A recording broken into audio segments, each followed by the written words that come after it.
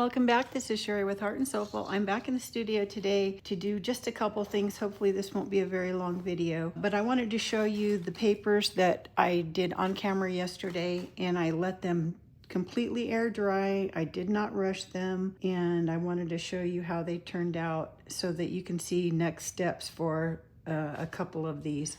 So I did go ahead and let me look at these first. This was the pile that I stacked. I believe this is the first one down, so I worked on it in this way. You can see where I laid it down onto the garbage bag to dry. All the wrinkles that I had in the garbage bag transferred to the back. So it made this interesting. And then I'm not sure if it was because it's probably the amount of salt I put on the top, because that even came through as texture. So both sides have quite a bit of texture.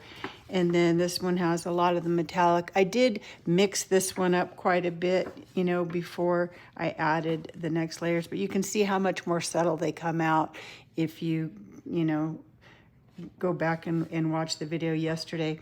If you didn't see the video and you have no idea what I'm talking about today, I will put a link down below. This is the kind of the result of the video I just posted. So lots of texture on this one. I do love how it turned out. It's nice and even in color and just an interesting background. So it doesn't feel too brittle. I'm gonna do the I wanna, I think, scan this one, both sides, because I do like it before I fold it, but I will use my scoreboard like I showed at the end of yesterday's video. If you didn't watch all the way to the end, I showed a tip for pages that get brittle because of all of the treatments that we do to them. My experiments were adding glycerin to soften the paper, which I think I'm going to continue to do that, but add a little bit more. And then also letting it air dry without putting it in the oven is the tip number 2. And then number 3 would be to use a scoreboard and not just fold this so that you don't get the crack down the spine. So that was one paper. And then this one was the next that was on top. So I started with this one. This one we put just over the top, and it's the one that I had sprayed a little of that lilac color. And you can see that just all the blending and moving around that I did, it really got rid of how bold that was. I didn't really like that color for my natural thing, but I don't mind. It has just a little bit of pink in there. So that's really pretty too. I may scan that one. And again, the reverse side, because I took it off. Now, when I initially dried these, I left them stacked like I said I was going to do.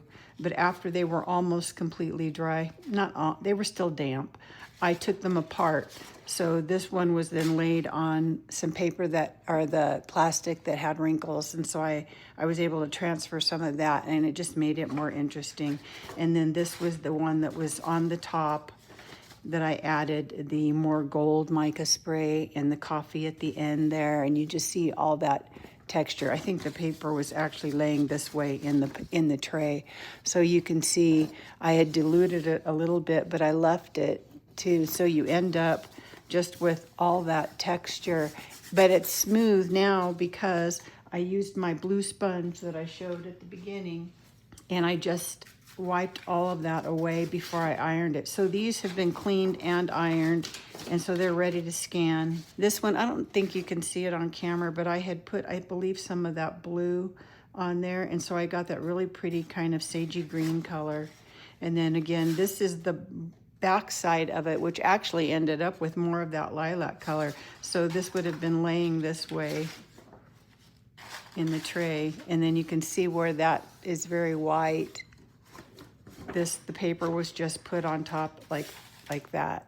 So you can kind of see how it transferred to the other side.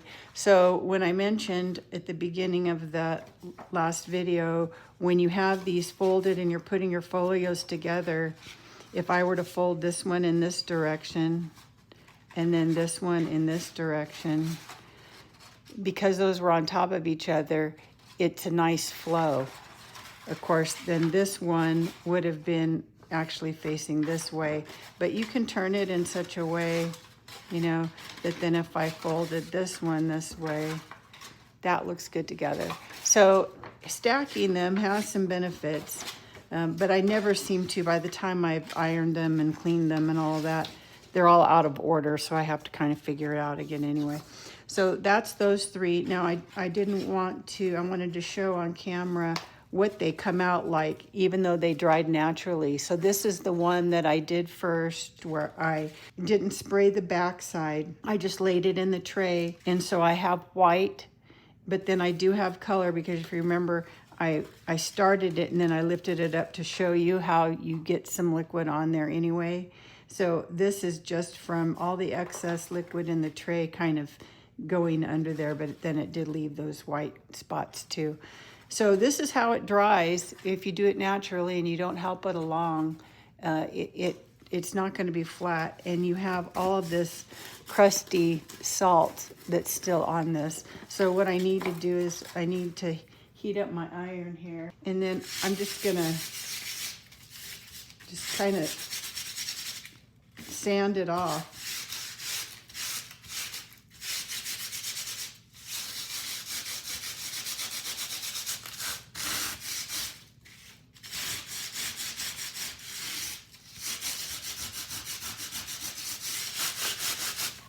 And this is, let me dump this.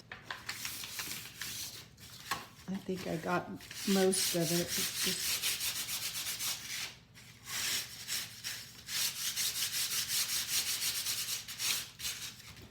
and then see if I shouldn't have any on this side because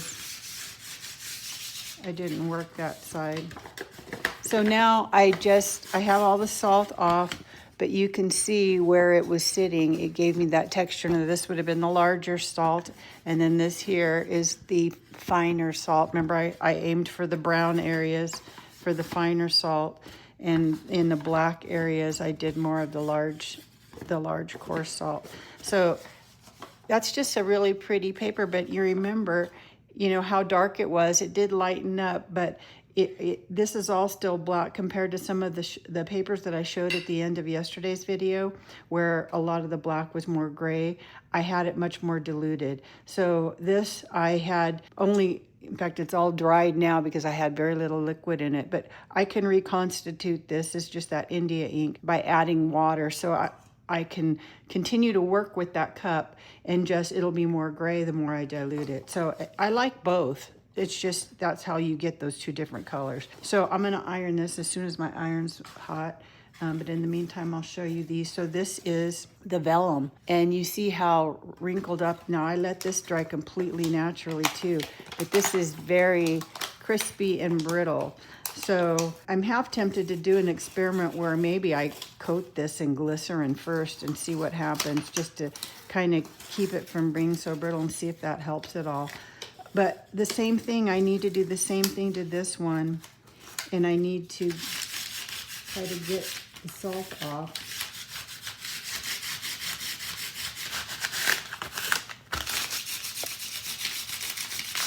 Now when I do that, I'm hoping I don't get too much. You can see where all the metallic kind of settled in there also.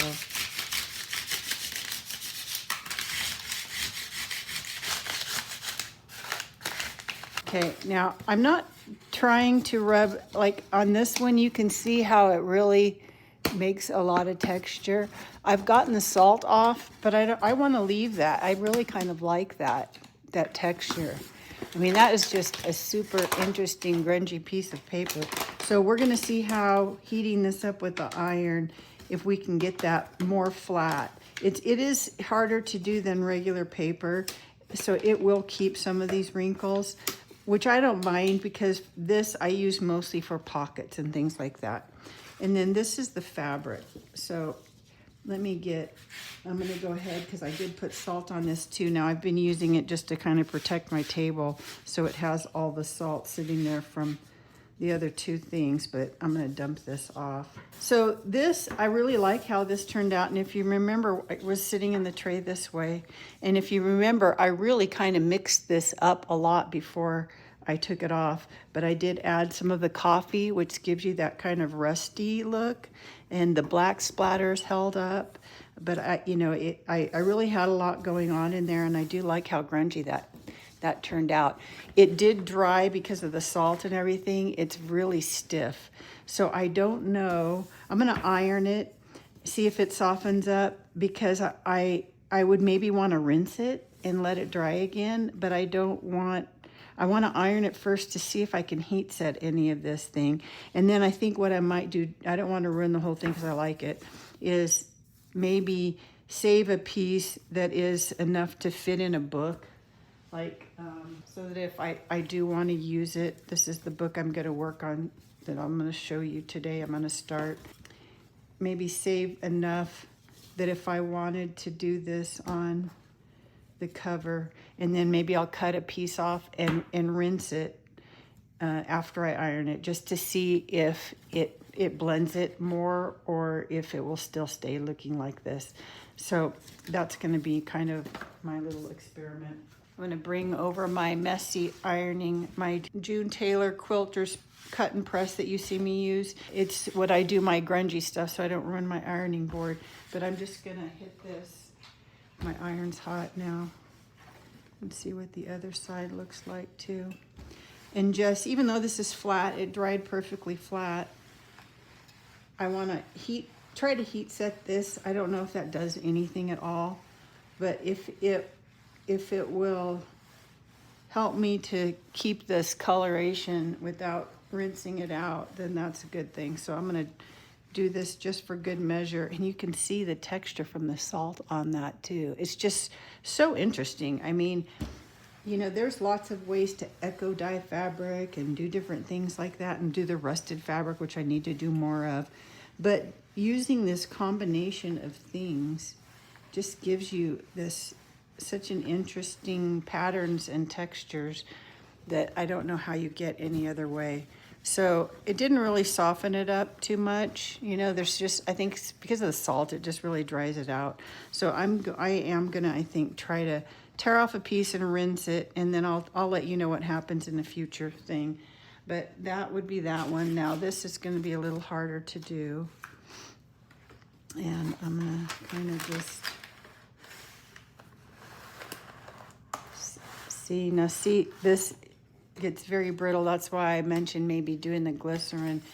Of course, that's where I think I tried to pick it up during the video, and I think I even said, oh, I kind of tore it.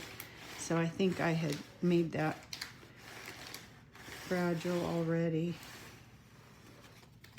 So I just have this on the highest setting.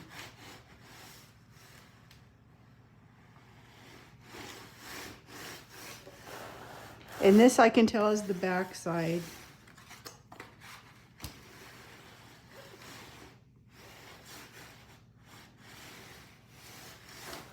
So it's kind of flattening it out, you can see, so that I'll be able to use it. But it doesn't completely take all of that. It won't take the texture out. It'll leave the texture. But where all that texture is created, it's going to stay wrinkled there. I don't know if you'll be able to see this, but you know, can you see that it still has wrinkles in it, but it's much flatter to use. I'll put this in my file. I believe this is how I had it in the pan, because I remember trying to grab that and having it. But this is all from the salt and the citrus and everything. So it's just a really, really neat texture. And you can still kind of see through it. You know, you see my hand. This part, not so much, because there's a lot of that texture. But it just really makes interesting pockets in a grungy journal, or for a belly band, or, you know, a little tuck or something like that. So that's going to go in my file. And then this is just the paper. So I'm going to iron this.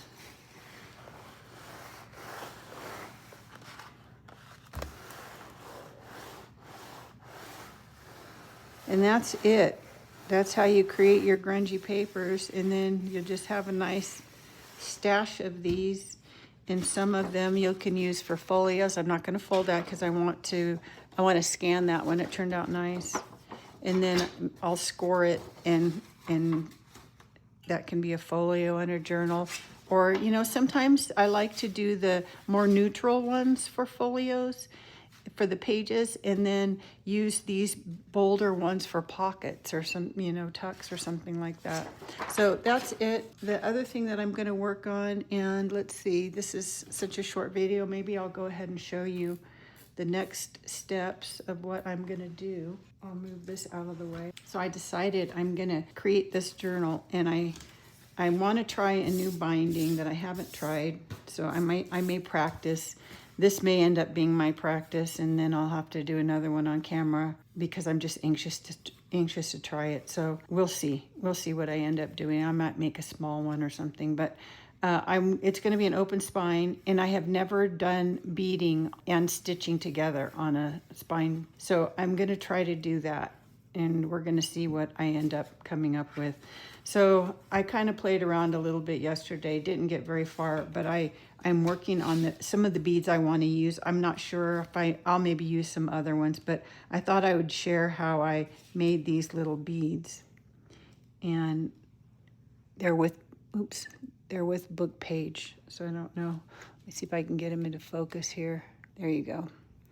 So they're made with book page, and then I added to that to kind of give them that sheen. So the first thing I did, I wanted them to kind of also be grungy, and so I took some sheets of book page. I took the pages, and then I took the cookie tray that I was using yesterday because it had all that liquid in it, and I just dipped it in what was left in that liquid. That way it would coordinate with the inside of the book. So there's a little bit of sheen on it, just all kinds of colors. It doesn't really matter because they end up getting rolled up so small. So I decided to make some long beads. I have some little metal beads that are smaller in different shapes, but I thought I'll make some kind of tube beads. So to do that, once I aged my paper, I wanted to make them at least a consistent size. So let me grab a ruler here. So I just started, this is almost, it doesn't really matter what the length is, but I know I want to make 1 inch long beads. So I started out by just making a mark with a pencil, and I'm going to start at just 1 inch increments on one side.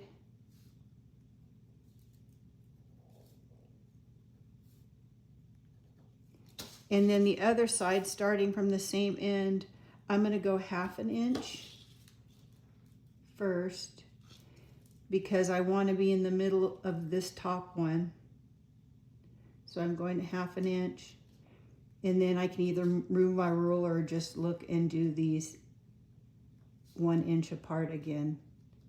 That way I have a mark that's halfway in between the ones up top. So that's what I did here. Okay, so then now I have my marks on both sides, and then I took my guillotine cutter. Let me see if I can fit it in here. This will fit so that you can see where I'm lining up. Sorry about the glare. So I'm going to take, and I see this mark. I have my marks 1 inch apart here, and then down here, they're in the middle of those at the 1/2 inch, and then 1 inch over, okay? So I'm gonna make a triangle from this line from this mark to this mark, and I'm gonna be cutting that out. So I want triangular shaped pieces that are 1 inch wide. So this would work, it doesn't really matter this length, that's just how thick your bead's gonna be. So then I'm gonna go over to that 1 inch mark, and then just line up my point here. So that first piece I cut was actually just waste material. So you see I have my triangle. So then when I cut the next one, I'm going to go to this mark and to that point. And just continue on here.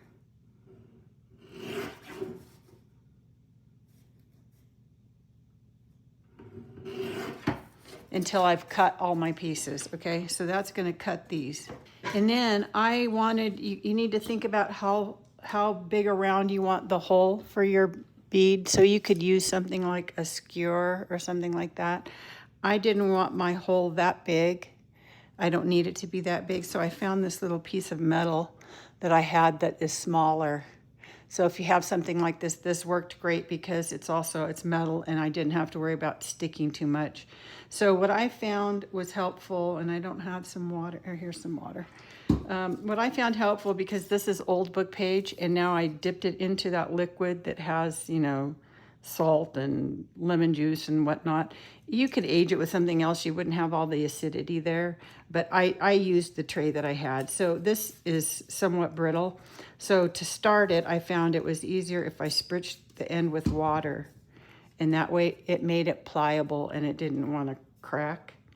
And it just made it go around, because this is so small. It's a little easier if you have a larger skewer or something that you're not trying to wind so tight.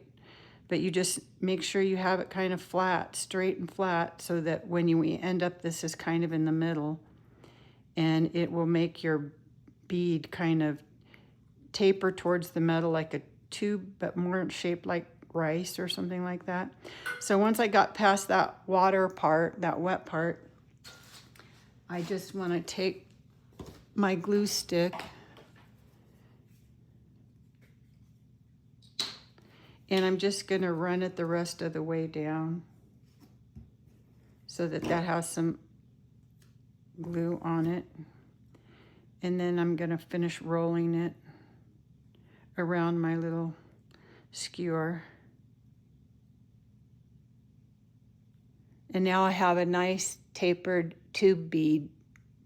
And then what I did, I've made these before using resin, which is great because it makes them hard. And that's what I did to make these beads.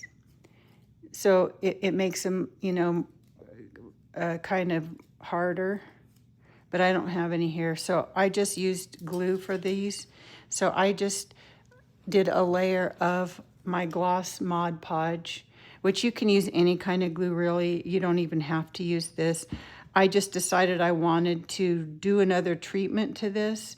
And so I wanted kind of to create a barrier between my paper and what I want to do next. So it could be anything. Maybe you have some gel medium, matte gel medium, or even gesso or something. If you use gesso, I'd use clear because you want to still see the book page. But just give it a coating, a sealer of some kind. And then the next thing I did is, I won't do it on this one, but so I'll put this on here so you can see it better. But this is one of the ones that I did yesterday. So it has that gloss Mod Podge on it. It's been sealed.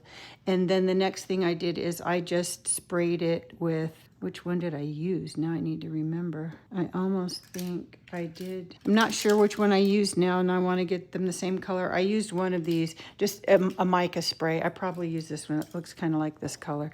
So then I just took it out and I spritzed it. I have a little spray box that I use, and you could actually even I think I ended up doing the second batch with just a brush, is just dip this in there and then paint it on, just so you get that little bit of mica shimmer to it. And then I sealed it. I don't even have it in here, but if you have some kind of varnish, Camar varnish, or some kind of sealer that's shiny, to kind of just give it that finished look. And then when it dries, they dried pretty hard. I could probably squeeze them if I wanted to, but they dry pretty hard. So then I have these that I'm planning to use on my book binding. I'm hoping, we'll see. But that's the idea that I had anyway. And then I may use some other metal beads along with it once I figure out the design that I want to do.